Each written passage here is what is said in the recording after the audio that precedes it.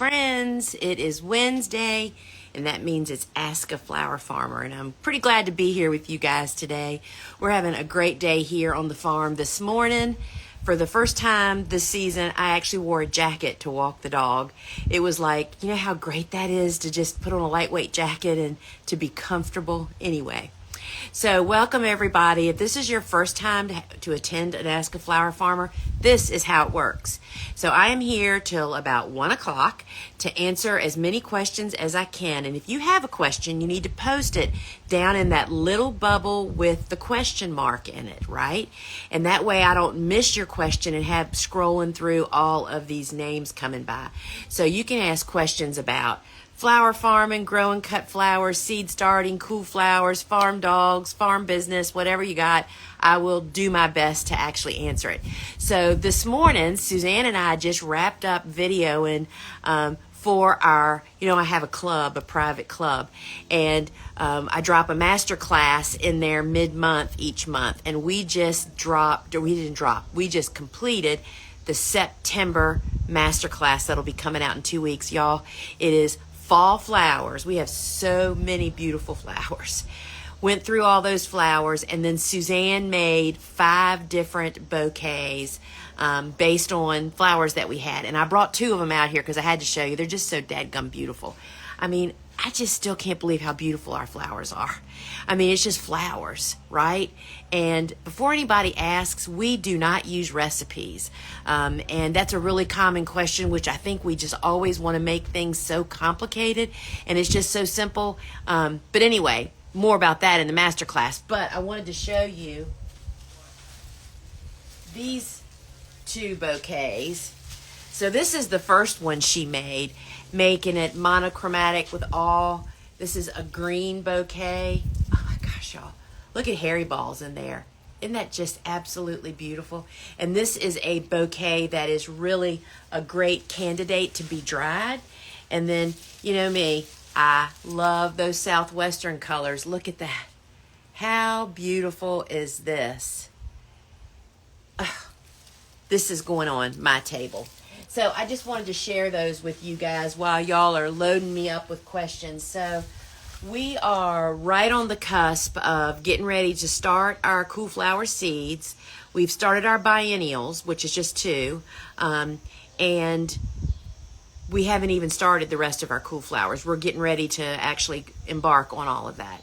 And one of the things that I like to do is when I'm starting my seeds is when I'm preparing my garden. So we have a lot going on here on the farm, and it's great weather for it. It's cool.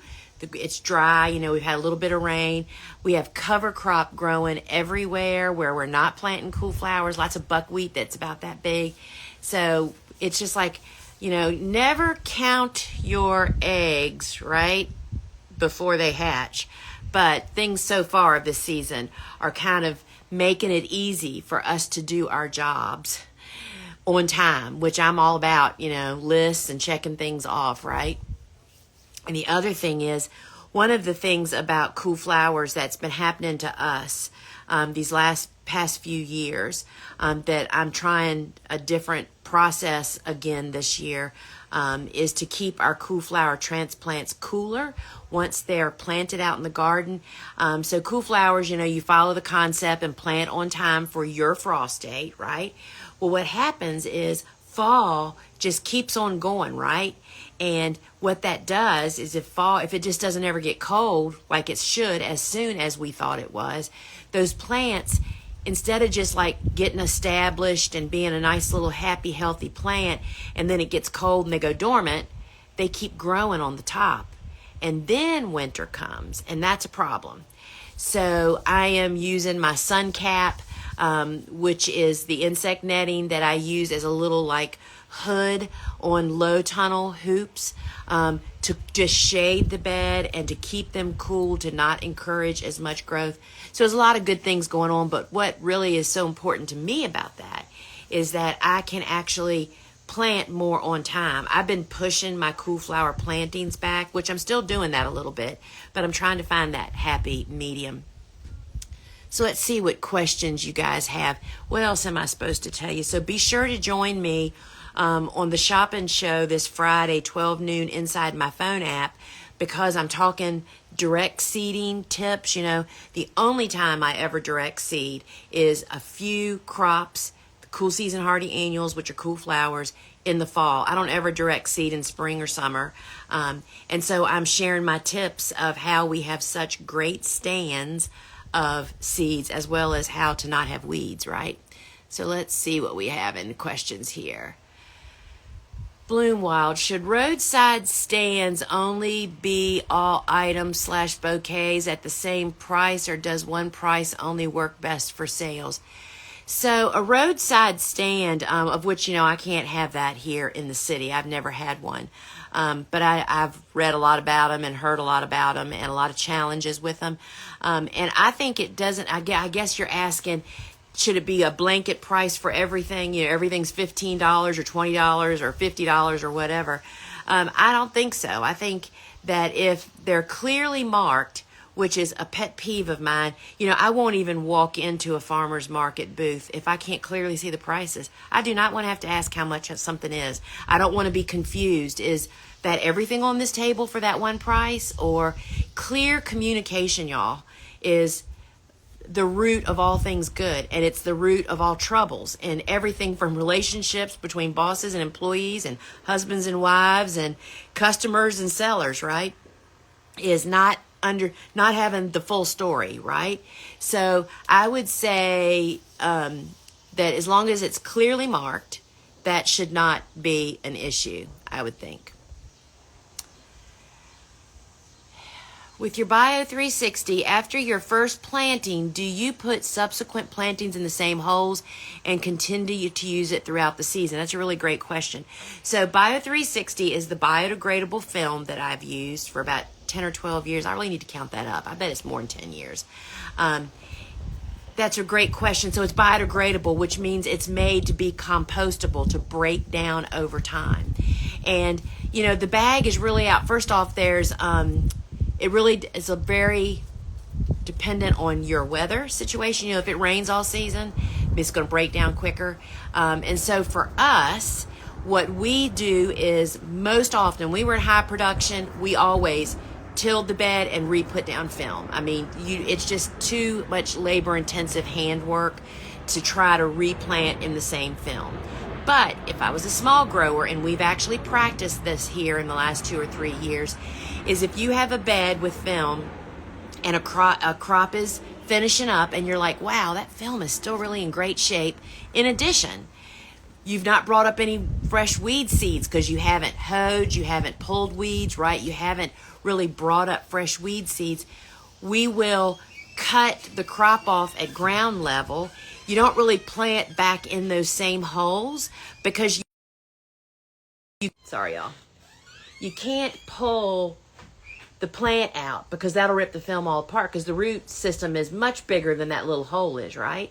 But if you cut that crop off at ground level, you can make a new hole and plant in, potentially. But you have to really weigh, do you still have good weed control with that existing film? And it will break down at a faster rate. So we don't do it as a standard practice, but I have seen it done. Or you could even put down a light layer of mulch after you've cut that crop and then do what I just said. But you won't be planting in the same holes in our experience, because our plants get pretty vigorous root systems. It would totally destroy the bed to pull crops out, right? I frankly, if you have equipment, meaning a tiller or a tractor, it is probably less labor in the long run and a better end weed suppression deal to just put down new film, to really shore up your process. All right, I live in zone 9 and we had a very hot summer. My straw flowers didn't do well. I thought they liked heat.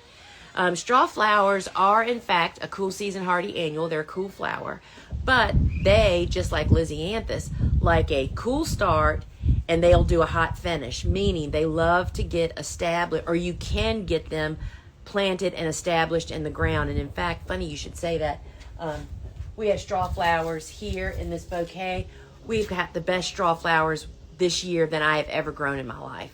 I mean, the repetitiveness of how much they've just grown back over and over is really pretty phenomenal. So we plant them, they're cool flower, they aren't winter hardy for us, so we plant them in very early spring. And then this particular year, we've had heat, but not serious heat, but we've had little rain. And so that means disease is kind of being held back. I mean, rain really spreads disease spores everywhere. So straw flowers, if you're in zone 9, you can probably fall plant them if you need to get them established, or you can plant them probably in January sometime. And we succession plant straw flowers about every 4 to 6 weeks after our first planting. And we have found that they will still get established even though it's hotter outside, and they still go on to perform really well. So I would look at other factors too. Do they get enough water? How were your transplants when you planted them? Were they good, healthy ones? I would just try again. So some years are better than others, and straw flowers are one of the most undervalued cool flowers. They just play a huge role in our bouquet program. And our commercial customers loved them, but we never had them for them because we used them all up. How can you tell if a zinnia has been pollinated to save seed? Christina, I'm sorry, I am not the person to ask that to because I do not save zinnia seeds. So that would be a question I would actually probably enter that into a search engine and ask it, because I really have absolutely no answer for that. Sorry. You know, saving seed is a whole nother can of worms. And I have to show you all this. Look at this that Bobo just harvested this morning. She's getting ready to take them in. Look at that beautiful trailer. That building is packed full of this vibrant color. Thank you, Bobo. It seems like the colors are so much more vibrant this time of the year. It is pretty dadgum beautiful. But saving seed, you just really need to read up on that. It is more involved than what people think. Anybody can save seed.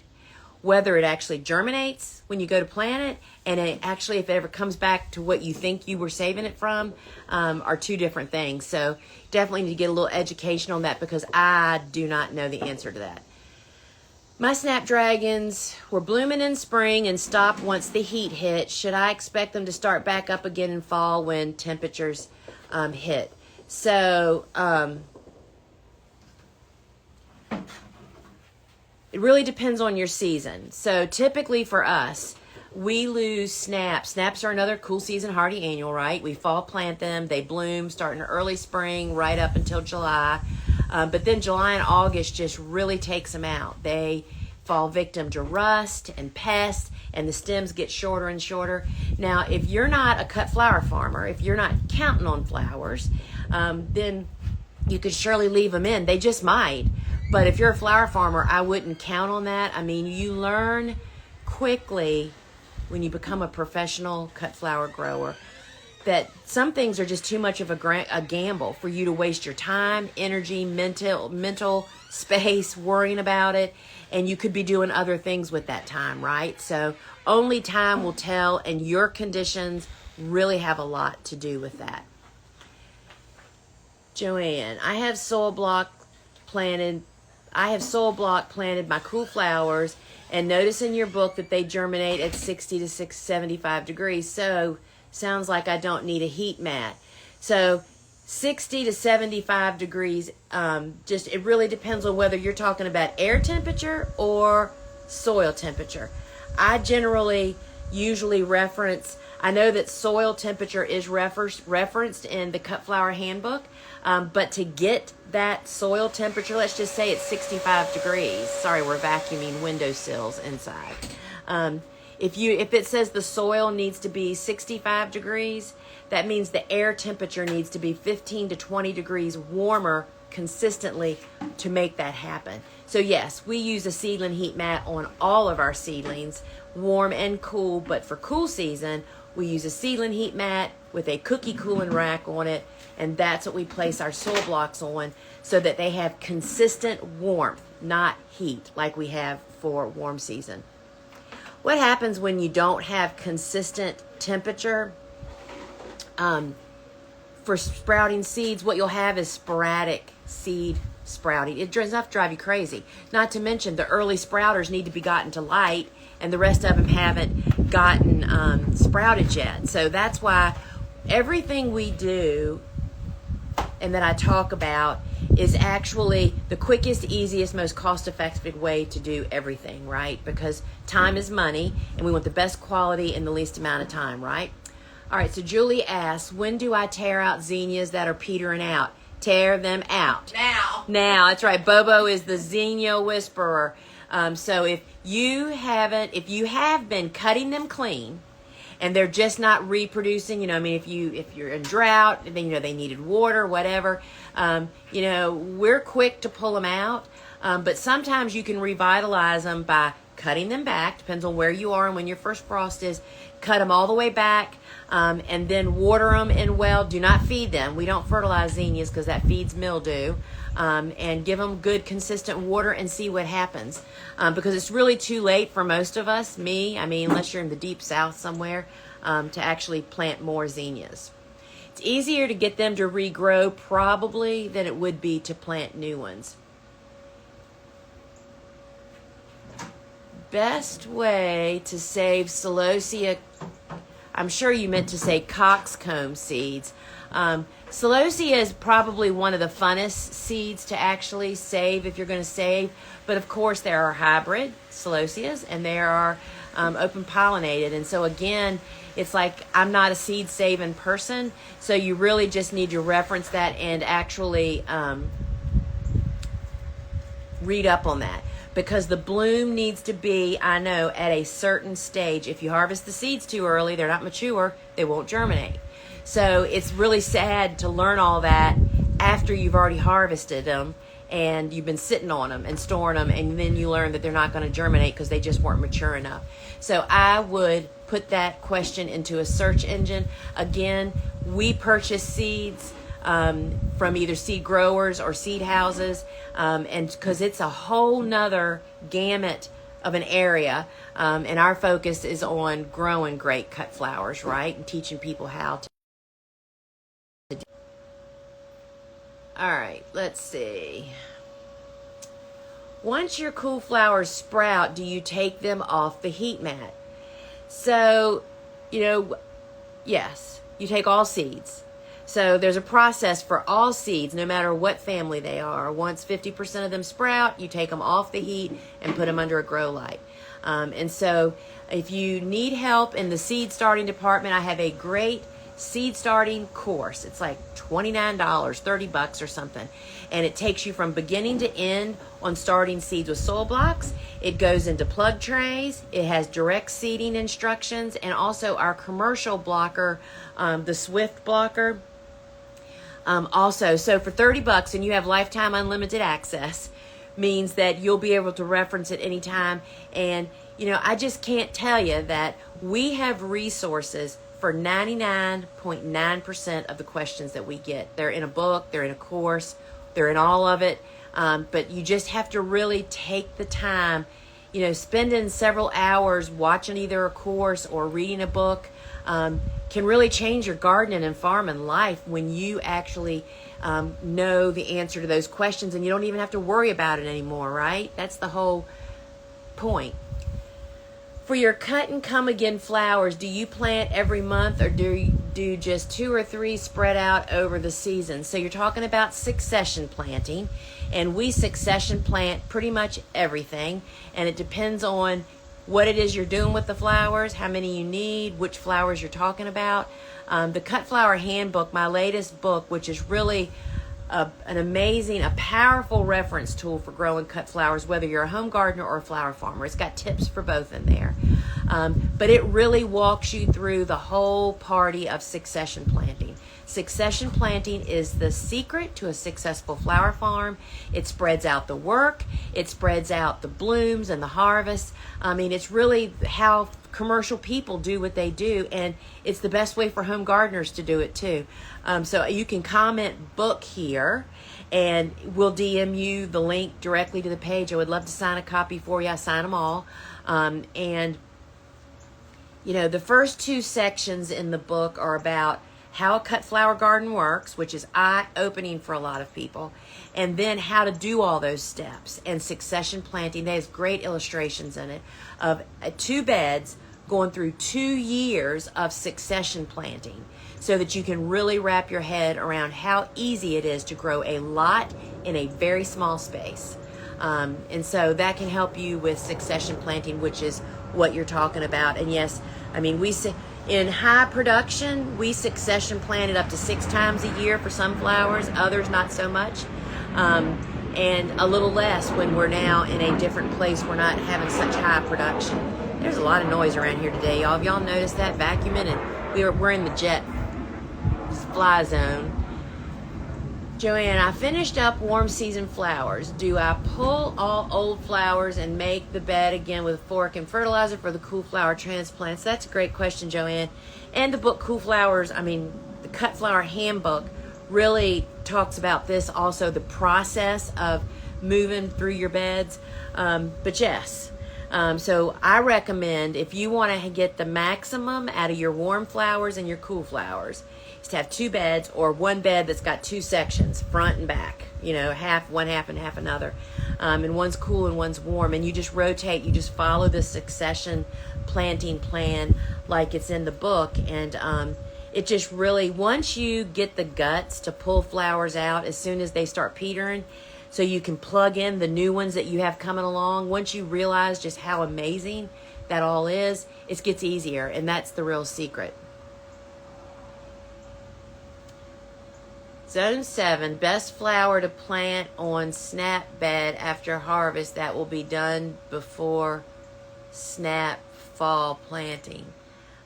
First off, your zone doesn't really dictate much except to tell you what you can fall plant. It's your frost dates that really play a really big key role. And it all depends. My first frost date's mid-November, and other than us planting sunflowers and a couple of grasses, it's too late for us to be planting, starting celosias and zinnias, and we've kind of missed that window of opportunity. So it's your frost dates, and again, I talk about that in the book, The Cut Flower Handbook, really trying to help people that really want to learn and stop being dependent on, gosh, I wonder if I could grow that, to know whether you can grow something. Once you just learn a couple of just really basic ground rules, and it's all in the Cut Flower Handbook. So I don't know that there is anything you can plant in that bed. And, I also recommend, in every kind of planting, you want to rotate. You don't want to plant snaps in the same place year after year after year. Snaps have a lot of disease issues, rust being a big one, which is a spore that lives in the soil, and you just don't want to encourage that behavior. Bells of Ireland, how long do they last? Can you succession plant them? Do they last throughout the summer? Bells of Ireland are a cool season hardy annual, aka cool flowers. And if you, the Cut Flower Handbook was my 3rd book, and I really feel like it just brings everything together and wraps up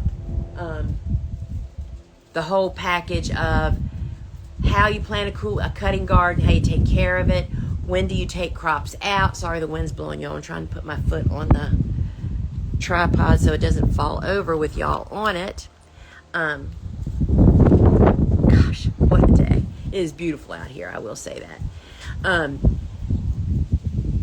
So it's a cool season hardy annual, and it totally depends on if we fall planted, it blooms in May usually, then we don't get anything beyond that because we have hot, humid summers. So to get really aware of what a cool season and a hot, warm season is, and the book walks you through how to figure that out for every flower you have a question about, if it's not included in the book. And the book has 66 flowers in it, 25 warm and 41 cool.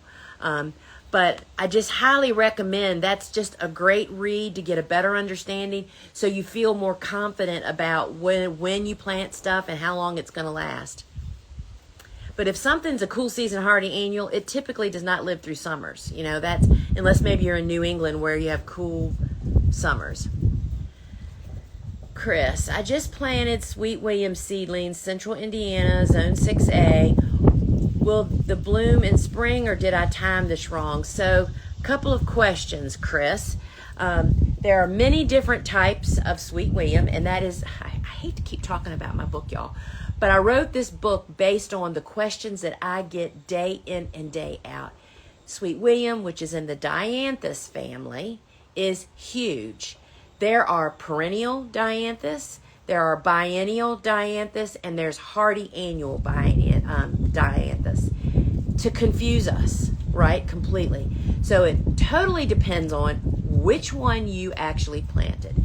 If you planted one of the like Amazon series, which is a hardy annual, it goes from seed to bloom in 16 to 18 weeks. That has the possibility of blooming this time of the year. We typically plant it in the fall for spring blooms, and then succession plant it next year early in the winter. And I know this all is very complicated, but I will tell you, friends, once you get a basic understanding, which the book will give to you, it'll just open your eyes and it will empower you so very, very much. So Sweet William, I know, is winter hardy where you are. So if it doesn't bloom this spring, it should winter over, assuming that it's, healthy and established when winter actually comes. But again, it just really depends on, I think that's something else that folks just don't understand, that I didn't understand. So much can vary from, and that can just really mess you up. Campanula is another one that can get really deep really quick, right? And Rudbeckias, there's perennial and there's hardy annuals. There's different varieties. So you really have to have a better understanding to be able to do that, to know what it's going to do. Bells of Ireland, I netted, but still got curling. Any additional tricks to keep them straight? I've never had, it depends. So the netting, most netting that I see installed online, oftentimes on social media, is way higher than it's supposed to be. Netting's best place for most case scenarios is at your hip level, halfway to mature height, right? So think about if you were trying to hold me up in this wind. If you held me by the neck, you don't have much, well, maybe by the neck. If you held me at my shoulders, you might not have very much control. But if you braced me at my hips, you could really keep my feet planted on the ground, right? And it's the same thing with flower support netting. People putting it at the half, so if your plant is supposed to be, let's say Bells of Ireland, 30 inches tall, so netting should be at about the 15-inch mark, and and having them grow up through it naturally just braces them. And I don't know, I'm trying to remember, I guess, maybe you're talking about the tips curling. I don't know that netting's going to fix that, and I'm not sure what causes that. I have a memory of that happening. All right. So this will be my last question, and planting flowers for my friend end of June 2025, Zone 6. What are flowers you recommend that will be blooming, and what should I be planting now? So that is first off, I never, ever forecast flowers. To my own customers, I just never did it. So if, cool flowers is pretty much what you need to be looking at, and something that, there's some stuff that you can fall plant, and there's stuff that all of them you can very early spring plant. And very early spring plantings, you have to prepare the planting spaces in the fall before it gets cold, wet, frozen, and covered in snow. But when they bloom for you is really something you're going to have to grow them to figure that out. Because cool flowers, when you fall plant them, they go dormant for the winter, so that totally screws up days from seed to bloom, right? And then your conditions and your depth of season really dictates all of that. I can look back after growing flowers for so many years, and we invoiced customers, commercial customers. I can run a sales report for June of whatever, and I can see every flower I sold in June and have a really good idea. And actually, I would do it by the week and see, oh gosh, we didn't have many of those, so they may not be blooming. It's possible, but look at this, I had them every week. Do you know what I mean? So that's really hard to do until you have some records to look back on. But cool flowers is definitely what you're looking at, and anything you can fall plant has a better chance of blooming earlier. And then using a low tunnel with lightweight row cover, which of course comes down if snow comes, just to help give them more dreamy conditions, would really help that. But I just don't, I never did that. I never promised flowers. I mean, even for family weddings, if they just didn't get married in the middle of summer, and I would just say, I don't know what we'll have. If I have flowers, you're welcome to them, but I could never really promise what we actually have. So friends, once again, thanks for joining me here. And if you're interested in joining my club, you can actually comment club here. The club is really great. It's a community of people where you can be genuine and real. We have a once a month master class, which the fall flowers we made this morning will be dropping mid-September. I do a live Q&A in there once a month. And I do Sew and Circle every Wednesday at 2 o'clock. If you're one of my members, remember today we'll be sowing some seeds on the Sew and Circle. And then I also have a private broadcast, which is like a podcast. So lots of stuff going on inside the club. And we just love making all this content for you guys. And of course, there's Flower Farming School, y'all. If you really want to get your business off the ground and get it set up and be a pro, Flower Farming School, the basics is where you start, and I would love to see you on the inside. All right, friends, till we meet again. Ciao.